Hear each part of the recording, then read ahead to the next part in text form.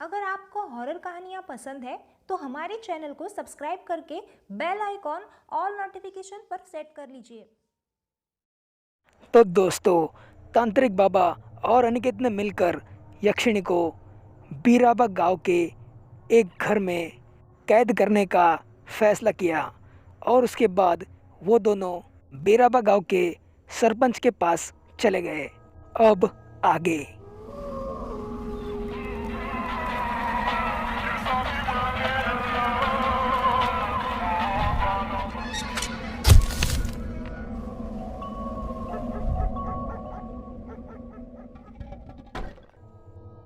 बताइए चाचा, क्या हम उस यक्षिणी को उसी घर में कैद करें?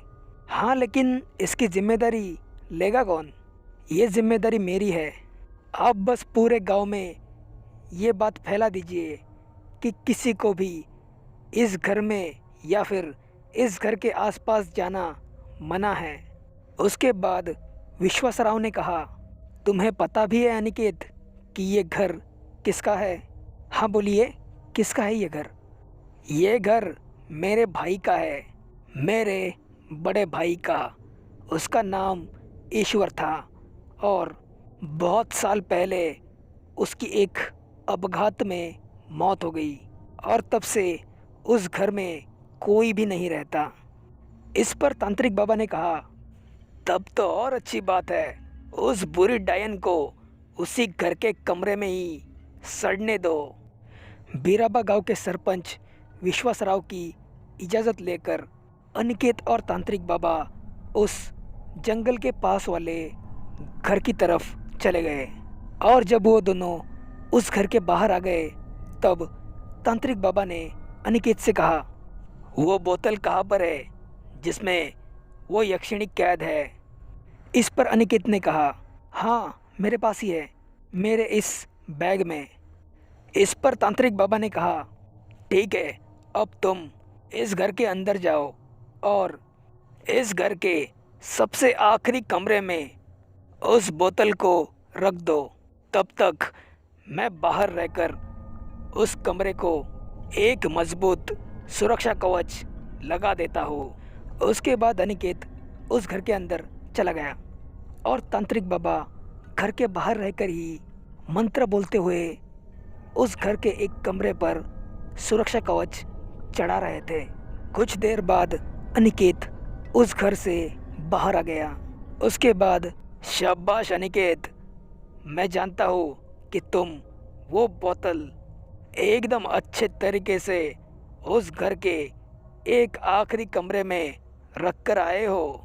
इस पर अनिकेत ने कहा, हाँ बाबा वो तो ठीक है, लेकिन क्या आपने उस कमरे में सुरक्षा कवच लगा दिया? इस पर तांत्रिक बाबा ने कहा, हाँ लगा दिया। अब वो यक्षिणी उसकी शक्तियाँ बढ़ने के बाद उस बोतल से तो निकल जाएगी, लेकिन मेरे उस मजबूत सुरक्षा कवच से बिल्कुल भी नहीं निकल पाएगी। इस पर अनिकेत ने कहा, हाँ बाबा तब तो बहुत अच्छी बात है। अनिकेत की ये बात सुनकर तांत्रिक बाबा ने कहा, ए नादान बालक, तुमने इस घर की जिम्मेदारी ली है, इसलिए मैं तुम्हें कह देता हूँ, एक ज़रूरी बात अपने भेजे में घुसा लेना कि उस घर के आसपास कोई भी ना भटक पाए।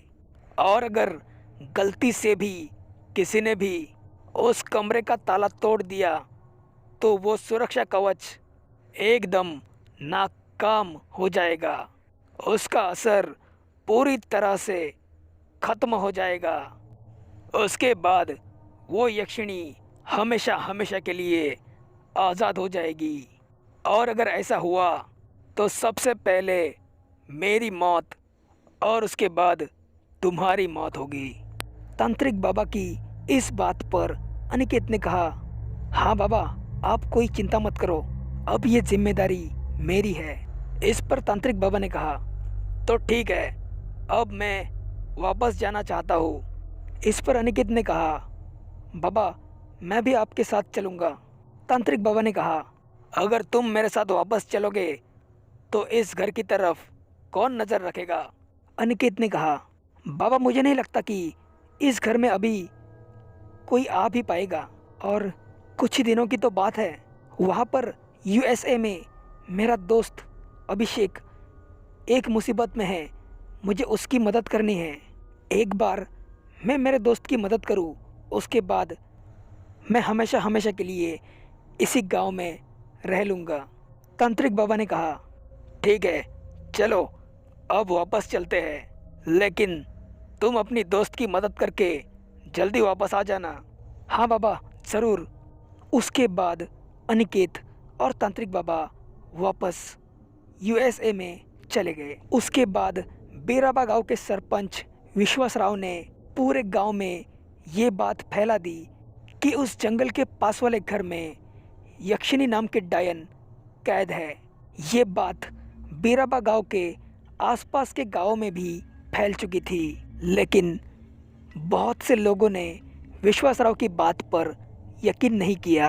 आगे समय बीतता गया और कुछ ही दिनों के बाद उस घर में एक बोतल फूटने की जोर से आवाज़ आ गई और वो आवाज़ बहुत ही ज़्यादा दूर दूर तक गूंजी।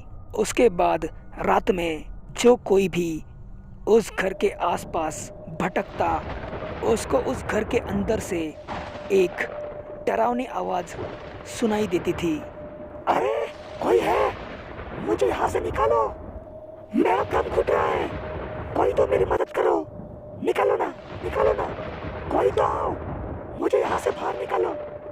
उसके बाद उस घर की चर्चाएं दूर दूर तक फैलने लगी और उसके बाद उस घर को सब लोग यक्षिनी डायन का घर इस नाम से जानने लगे। समय आगे बढ़ता रहा। कुछ दिनों तक बीराबा गांव में सब कुछ ठीक चला, लेकिन कुछ दिनों के बाद उस घर के बाहर एक लड़के की लाश मिली जिसका नाम था रमेश। रमेश की मौत के बाद पूरे बीराबा गांव में यक्षिनी की दहशत और ज़्यादा बढ़ गई। उसके बाद उस गांव में रात के 11 बजने के बाद कोई भी अपने घर के बाहर नहीं निकलता था। तो दोस्तों, क्या हुआ होगा उस यक्षिनी के घर में? वो रमेश कौन था जिसकी लाश यक्षिनी के घर के बाहर मिली थी? क्या रमेश ने उस घर के कमरे का ताला खोलकर यक्षिनी को आज़ाद किया होगा? और यक्षिनी के घर की जिम्मेदारी लेने वाला अनिकेत अचानक कहाँ पर गया? इन सभी सवालों के जवाब आपको मिलेंगे यक्षिनी के अगले भाग में। तब तक आप देखते रहिए हॉरर नाइट्स।